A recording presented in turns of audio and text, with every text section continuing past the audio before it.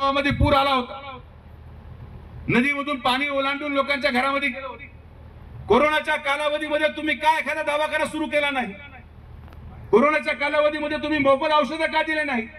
जेव्हा लोक रॅमडेसिवीर शिवाय मरत होते तेव्हा ते रॅमडेसिवीर तुम्ही आम्हाला का दिला नाही? हा प्रश्न विचारण्याचा अधिकार मतदारांना आहे। संकटामध्ये उभा राहणारा माणूसच तुमच्यासाठी खरं काम करू शकतो आणि या जोडवे गावावर आलेलं प्रत्येक संकट हे माननीय नामदार राधाकृष्ण विखे पाटील साहेबांच्या नेतृत्वाखाली आपण दूर केलं। कधीही व्यक्तिगत खर्च करत असताना आपण विचार केला नाही। मी हा विचार केला नाही की आज गावामध्ये 25 किलोमीटर किंवा 20 किलोमीटर रस्ते मुरमीकरण करतो, याला खर्च किती लागला? आपण हा विचार करतो की आज हे मिळालेलं पद, या राज्याचं महसूल मंत्री पद, महाराष्ट्रामध्ये झालेलं नाव, हे मिळालेलं वैभव ऐश्वर्य, हे सगळं पायी न पायी तुमच्यामुळे आहे। आणि म्हणून या सगळ्या पैशाचा वापर जो काही आमच्याकडे असेल, या पैशाचा वापर गोरगरीब जनतेच्या कल्याणासाठी करायला आम्ही परिवार कधीही पाठीमागे पाहत नाही। तुम्ही फक्त सांगा, आपण डिप्या दिल्या, पहिल्यांदा असं इतिहास घडला की लोकांना मागा तेवढ्या डिप्या आपण देऊ लागलो। ट्रान्सफॉर्मर इतके वाढले पण आकडे काय कमी व्हायना। ट्रान्सफॉर्मर वाढू तुमचा अधिकार आहे, तुम्ही मागाल ते आम्ही द्यायला तयार आहोत, कारण की हे विकासात्मक राजकारण आहे। ज्या दिवशी चांगलं काम करून माणसाला अपयश येतं त्याच्या वेदना तुम्ही अनुभवू शकत नाही। नगर दक्षिण लोकसभेमध्ये मी तुम्हाला दत्त महाराजांना करून सांगतो की जितकं काम मी तिकडे लोकसभेमध्ये केलं, महाराष्ट्राच्या 48 खासदारांनी सुद्धा केलं नाही जेवढं काम सुजय विखेरीता दक्षिण लोकसभेमध्ये केलं। पण वातावरण असं झालं की चांगलं काम करून देखील जातीच्या नावावर, धर्माच्या नावावर एक सुशिक्षित माणसाचा पराभव झाला। आणि म्हणून मला तुम्हाला विनंती एवढीच करायची की कधीही राजकारणामध्ये जाती, धर्म या गोष्टी आणल्या नाही पाहिजे। जो व्यक्ती गरीब असेल, ज्याला डोल पाहिजे, त्याला काही फरक पडत नाही कोण हिंदू आहे, कोण मुसलमान आहे, कोण मराठा आहे, कोण माळी, त्याला डोल पाहिजे ते डोल तुम्ही द्या। बेरोजगाराला रोजगार पाहिजे, त्याला काही फरक पडत नाही मी कुठल्या जाती धर्माचा आहे, त्याला रोजगार पाहिजे। आणि म्हणून जनतेचे प्रश्न हे जाती धर्माच्या पलीकडचे आहेत। जनतेचे प्रश्न हे आपल्या या बदल्या कालावधीमध्ये महाराष्ट्रामध्ये झालेल्या वातावरणाने जे गढूळ करण्याचा प्रयत्न झाला त्याच्या पलीकडचे आहे। आज मला इतका आनंद झाला की आपल्या आदिवासी बांधवांना आपण 17 घरकुल देऊ शकलो। आणि मी तुम्हाला शब्द देतो की तुम्ही जशी कॉलनी लोणीला झाली, लोणी आणि जोरवेमध्ये काहीच फरक नाही। लोणी माझं गाव आहे तर जोरवे पण आता माझं गाव झालं, कारण की आता एवढ्या लांबून प्रवास करायला अडचण होते, इकडे प्रवास वाढणार आहे, त्यामुळे आता आपण इथंच घर बांधू आणि इथूनच प्रवास सुद्धा करू असा प्रस्ताव। आणि म्हणून जोरवे गाव हे काय आपल्याला वेगळं नाही, हे आपलं घर आहे। या गावानी जे काही आजपर्यंत माननीय नामदार राधाकृष्ण विखे पाटील साहेबांना ताकद दिली, हीच ताकद आपल्याला भविष्यामध्ये देखील कायम ठेवायची आहे, हा विश्वास कायम ठेवायचा आहे। आदरणीय मुख्यमंत्री एकनाथ शिंदे साहेबांच्या माध्यमातून, आमचे नेते फडणवीस साहेबांच्या माध्यमातून राज्यामध्ये राबवलेल्या योजना, लाडकी बहीण योजना, आमच्या माता भगिनींना प्रत्येक खात्यावर 3000 रुपये मिळाले। आता 1500 रुपये अजून 1200 नाही 1400 लाभार्थी म्हणतात, 1400 लाभार्थी। गंमत पहा, समोरच्यांची नामोशी किती आहे। ही योजना आमची, सरकार आमचं, आणि त्यांना पॅम्पलेट वाटायची वेळ येते म्हणजे महायुती सरकार किती चांगलं काम करतं हे त्यांनाही माहिती आहे। त्याशिवाय महायुती सरकारच्या योजना राबवल्याशिवाय आपण निवडून येऊ शकत नाही, ही भीती त्यांच्या मनामध्ये असल्यामुळे आजपर्यंत मी असं राजकारण पाहिलं नाही की तुम्ही विरोधामध्ये आहात पण तुमचा नाईलाज पहा की तुम्ही आमच्या योजनेच्या पॅम्पलेटवर तुमचे फोटो टाकून जर तुम्हाला पॅम्पलेट वाटावं लागत असतील तर माझा संगमनेर मतदारसंघाच्या प्रत्येक मतदाराला आव्हान आहे की जर योजना आमच्या असतील आणि ते त्यांचे फोटो टाकत असतील तर त्यांना तुम्ही सांगा की आता तुमच्या फोटोची आवश्यकता नाही, आम्ही आमचा फोटो निवडलेला आहे। तुम्ही किती जरी फोटो टाकले तरी आम्ही या वेळेस परिवर्तन त्या संगमनेर विधानसभेमध्ये करून दाखवणार आहोत। बस झालं आता या सगळ्या गोष्टी, तेवढेच लोक, तेवढेच ठेकेदार, तेवढेच सदस्य, 4 लोकांपलीकडे कोणी दिसत नाही। तुम्ही मला प्रश्न सोपा सांगा, आजपर्यंत त्या संगमनेर विधानसभेच्या इतिहासामध्ये तुम्हाला 5 नावं मी मोजून सांगतो की ज्यांच्या पलीकडे तरी सत्ताच नाही. रस्त्याचे ठेकेदार तेच, त्याच लोकांना जिल्हा परिषदेचं तिकीट, त्याच लोकांना कारखान्याचे पद. संगमनेर मतदारसंघामध्ये गोरगरिबांना आवाजच नाही आणि हे तुम्ही तिकडे जाऊन पाहू शकता. आज आमच्यावर आरोप करतात, दहशतीचा आरोप आमच्यावर होतो. तुमच्या घरामध्ये, एकाच घरामध्ये 2 आमदारक्या, नगराध्यक्षपद तुमच्याच घरामध्ये, जिल्हा परिषद सदस्यपद तुमच्याच घरामध्ये, दूध संघामध्ये तुमच्याच घरातला माणूस, कारखान्यामध्ये तुमच्याच घरातला माणूस. सर्वसामान्य माणूस आहे कुठं? शिर्डीमध्ये शिर्डी नगर परिषदचा अध्यक्ष सामान्य कार्यकर्ता, राहत्यामध्ये राहता नगर परिषदचा अध्यक्ष सामान्य कार्यकर्ता, कारखान्याचा चेअरमन कैलासनाथ तांबे, आमदार फक्त एकच. अरे मला खासदार व्हायचं होतं, पण मी इथं नाही उभं राहिलो, दुसऱ्यांच्या किल्ल्यामध्ये लढून विजयी झालो आणि खासदार झालो. कधीही लोकांवर अतिक्रमण केलं नाही, ना कुठल्या पदावर कब्जा केला. आणि म्हणून हा परिवर्तन आता त्या ठिकाणी लोकांनी करायचं ठरवलं. आणि हा परिवर्तन करत असताना आपल्या सगळ्यांचं मोलाचं सहकार्य लागणार आहे. तुमचे सगळ्यांचे नातेवाईक तिकडे आहेत,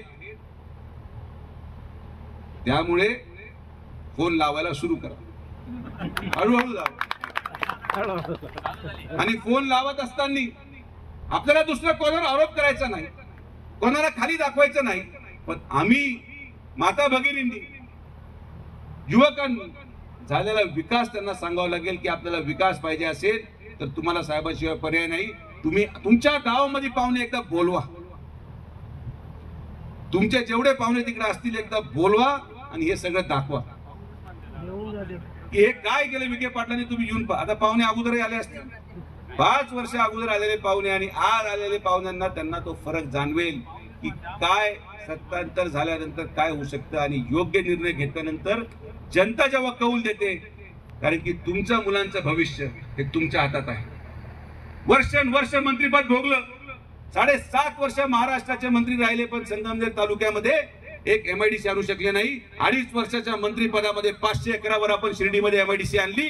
त्या माध्यमातून आपल्या मुलांना रोजगार मिळणार आहे, मुलांना उज्ज्वल भविष्य मिळणार आहे. आणि म्हणून सातत्याने जनसामान्य माणसाच्या कल्याणासाठी आपण, आणि म्हणून माझी विनंती आहे, याच्या पुढच्या सभा या गावठाणात ठेवत चला. गावठाणाच्या सभा घेण्याचं वैशिष्ट्य असं असतं की ज्याला आपलं भाषण ऐकायला आवडत नसेल त्याला पण ते ऐकावंच लागतं. आणि भाषणामध्ये आपण कोणाला आरोप करत नाही, भाषणामध्ये आपण कोणाला कमी आलेखत नाही. भाषणामध्ये वस्तुस्थिती, भाषणामध्ये विकासाचे मुद्दे आणि भाषणाच्या माध्यमातून या गावामध्ये झालेलं काम हे आपल्याला सांगायचं आहे. सर्वसामान्य माणसांची ताकद फार मोठी असते. आपण जी ही ताकद करून आणली, मी फक्त जे काही मांडलं याचा विचार तुम्ही केला पाहिजे. जे काही मी सगळं सांगितलं, आजही माझ्याकडे किती लोक येतात ज्यामध्ये शेजारच्या लोकप्रतिनिधीचे नातेवाईकांनी सर्वसामान्य आदिवासींची जमीन बळकून प्लॉटिंग मध्ये जमीन बळकवल्या, गोरगरिबांना त्रास दिला. हे मी म्हणत नाही. तुम्ही एकही उदाहरण निजा सांगा या मतदारसंघामध्ये की आपण कोणत्या आदिवासी समाजाचा प्लॉट बळकवला असेल. अरे शिर्डी सारख्या साईबाबांच्या पावनभूमीमध्ये इतके वर्ष गेले, 35 वर्ष आपण आमदार झालो, पण आपण अर्धा गुंठा सुद्धा जागा त्या शिर्डीमध्ये घेतली नाही. पण यांनी त्या संगमनेर शहरामध्ये सर्वसामान्य लोकांच्या जागेवर आरक्षण टाकून, मांडवाली करून, तोडपाणी करून त्या जागा बळकवल्या, कब्जा केला आणि आज ते दहशतीच्या गोष्टी करतायत. यांची दहशत त्या ठिकाणी संगमनेर शहराची जनता मोडून काढणार. झालेल्या लोकसभेमध्ये एवढं विपरीत वातावरण असून देखील संगमनेर शहराने 50% मतदान लोखंडे साहेबांना दिलं. तळेगाव गटामध्ये 50% मतदान आपल्याला शिवसेनेला मिळालं.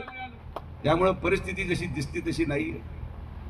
मी जर तिकडे चाललो असेल तर काही आकड्या अनुसारच निर्णय घेतला. किती मत पलटवायचे? फक्त 25,000.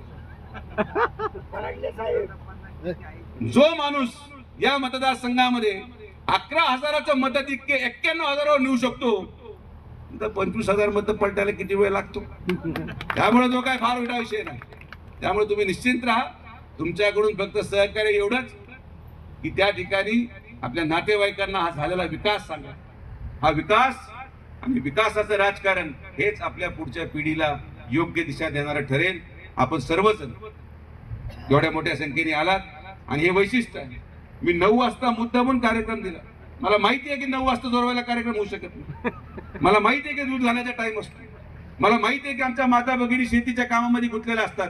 पण मला हेच पाहायचं होतं की विकासासाठी तरी लोक सकाळी येतात का. आणि आजची ही गर्दी हे तुम्हाला दाखवते की काही जरी झालं तरी सुद्धा लोक आपल्यासाठी आहेत. आता काय सभा घ्यायची गरज नाही. ही सभा या मतदारसंघामध्ये काय वातावरण आहे हे सांगून जाते. सोपं काम कोणी करल हो. संध्याकाळची सभा तर कोणी लावत. संध्याकाळी मग सगळेच असतात, हौशे नवशे गवशे. बरेचसे लोक आपल्या संध्याकाळचा कार्यक्रम करून तिथे बसलेले असतात ऐकत. ही गर्दी नाही, ही गर्दी खरी आहे. ही गर्दी कमवलेली गर्दी आहे. ही गर्दी पैशाने आणलेली गर्दी नाही. या गर्दी कमवायला 35 वर्ष 50 वर्ष कौटुंबिक आजपर्यंत विखे पाटील परिवाराने त्याग केला. तेव्हा जाऊन सकाळी एवढ्या दिवसामध्ये हा कार्यक्रम झाला. आज आपल्या जोरवे गावाने जो एक उपक्रम घडवला, आपले महाराष्ट्राचे आणि आपल्या सर्वांचे आराध्य दैवत, देशाचे आराध्य दैवत छत्रपती शिवाजी महाराजांची संपली. आता स्मारक पूर्ण करून द्यायची जबाबदारी सुजय विखे पाटलांची राहणार. तुम्ही काळजी करू नका. आपण आल्यापासून नुसते आकडे चालू आहेत. 3 कोटी 10 लाख 4 कोटी 5 कोटी 6 कोटी काळजीच करायचं नाही. स्मारकासाठी लागतात किती. आणि छत्रपती शिवाजी महाराजांसाठी आपण पैसा नाही देऊ शकलो तर मग काय उपयोग आहे आमदारकीचा आणि काय उपयोग करण्याचा. त्यामुळे महाराजांसाठी फक्त आदेश तुम्ही द्या. महाराजांसाठी सर्वोपरी काही लागले तरी महाराजांसाठी आपण सगळं करू. त्यासाठी काही काळजी करायची गरज नाही. खंत एकाच गोष्टीची वाटते की शेजारी जर एखादा मोठा स्मारक त्यांनी एवढ्या 40 वर्षाच्या आमदारकीमध्ये केला असता तर निश्चित त्यांचं काही भलं झालं असतं. पण तेवढं त्यांच्याकडून काही ते होत नाही. त्याला नाईलाज आहे. त्यामुळे आपल्याला काय फार तिकडं जायचं नाहीये. आज अध्यक्ष मॅडमच्या हस्ते शिलाई मशीन पण आपण वाटल्यात. 60 महिलांना सायकली वाटतात. ते काळजी नका करू, वाटप चालूच राहणार आहे. आज पिठाच्या गिरण्या आहेत, उद्या मसाला यंत्र येईल, परवा शेवायचं मशीन येईल. ती काळजी बिंदास राहायची. हसत खेळत राहतो. आता आपलं पंढरपूर झालंय, तुळजापूरही झालंय. आता कुठं जायचं ठरलं आपलं. त्यांना सांगून झालंय माझं. त्यांचं आणि आमचं ठरलंय. माझ्या बहिणींचं आणि माझं ठरलंय की काय करायचं आम्ही पुढे जाऊन. तुम्ही फक्त लक्षात ठेवा, विसरू नका. आणि ते मी करणार, शेवटपर्यंत करणार. एवढं पांडुरंगाची कृपा पहा किती मोठी असते. 50,000 महिला एका महिन्यामध्ये रात्री प्रवास करतात, बसमध्ये जातात. एकही गाडीला अपघात झाला नाही, एकही महिला आजारी पडली नाही, एकही कोणी उपाशी राहिला नाही. उलट महिला म्हणायचं आता काही देऊ नका. प्रत्येकाचं 2 दिवसामध्ये किलो वाढून परत आणलंय. जाताना तुम्ही मोजलं का मला माहित नाही, पण आल्यावर आता याच्या पुढे असंच करू.